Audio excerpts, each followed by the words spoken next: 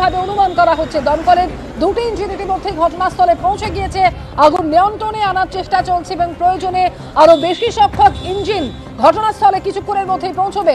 দেখতে পাচ্ছেন সেই ছবি, হাসপাতালের দোতলায় সম্ভবত আগুন লেগেছে এবং সেখান থেকে কালো ধোঁয়া নির্গত হচ্ছে।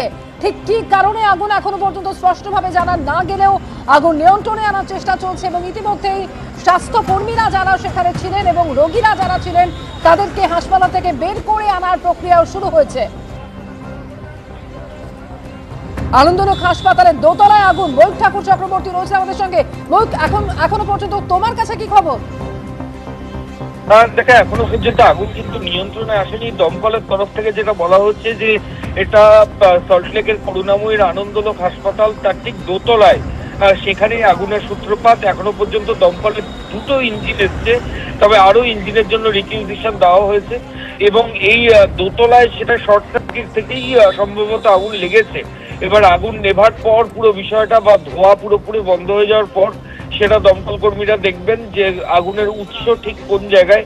এই মুহূর্তে হাসপাতালের ভেতরে যে সমস্ত রোগীরা রয়েছেন, যারা বিভিন্ন জায়গায় রয়েছেন, বিভিন্ন ওয়ার্ডে, সেখান থেকে তাদেরকে স্থানান্তরিত করার কাজ সেটা কিন্তু শুরু হয়েছে।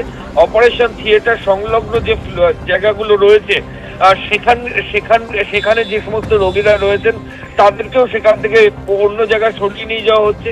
যেটা এখনো পর্যন্ত মনে করা হচ্ছে যে দোতলার অপারেশন থিয়েটারের যে এসি মেশিন সেখান থেকেই সম্ভবত আগুনের সূত্রপাত এবং সেখান থেকে শর্ট সার্কিটের পরই এই ধোঁয়া এবং আগুন সেটা হাসপাতালের সঙ্গে থাকা সেই ছবি রেখেছি আপনাদের সামনে। দেখা যাচ্ছে যে ইতিমধ্যে রোগীদের সেখান থেকে বার করে আনার প্রক্রিয়া এবং অন্যত্র স্থানান্তরের কাজও কিন্তু শুরু হয়ে গিয়েছে।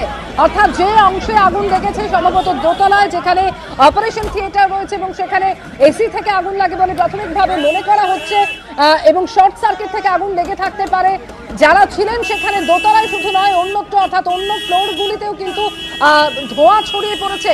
বিভিন্ন তলা থেকে আমরা দেখতে পাচ্ছি ধোঁয়া নির্গত হচ্ছে। ইতিমধ্যেই রোগীদের ভেতর থেকে বের করে আনার কাজই শুধু নয়, তাদেরকে অন্যত্র নিয়ে যাওয়ার কাজও শুরু হয়েছে। ভেতরের ছবি এই মুহূর্তে দেখতে পাচ্ছেন, দমকল কর্মীরা সেখানে পৌঁছে গিয়েছেন, আগুন নেভানোর চেষ্টা করছেন, একদম আগুনের উৎসস্থল পর্যন্ত পৌঁছানোর চেষ্টা করছেন তারা। আপনাদের সিস্টেম কে আছে এখানে? আপনাদের সিকিউরিটি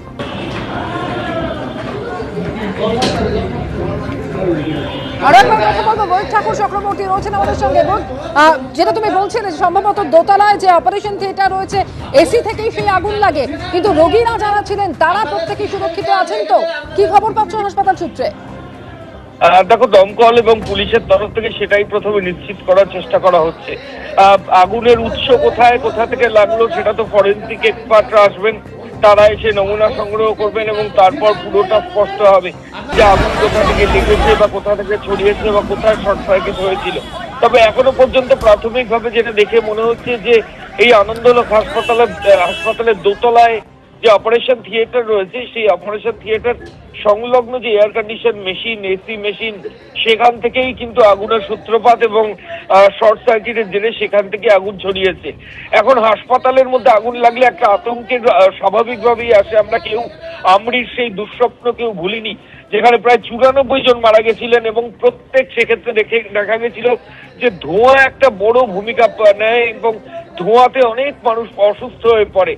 ফলত এই আনন্দলোকে এখনো পর্যন্ত দমকল কর্মীরা যেটা বলছেন যে তারা সেটাই করছেন পুলিশ প্রশাসনকে নিয়ে এবং হাসপাতাল কর্তৃপক্ষকে সঙ্গে নিয়ে, যাতে কোনো জায়গায় কোনো ওয়ার্ডে কোনো পেশেন্ট আটকে না থাকেন এবং এই যে আগুনের জন্য যে ধোঁয়া বেরোচ্ছে সেই ধোঁয়াতে যাতে কারোর নিঃশ্বাস নিতে কষ্ট না হয় সেগুলো সুনিশ্চিত করা। যে ওয়ার্ডগুলো আগুনের জন্য ডাইরেক্টলি এফেক্টেড হয়েছে বা ধোঁয়া যে ওয়ার্ডগুলোতে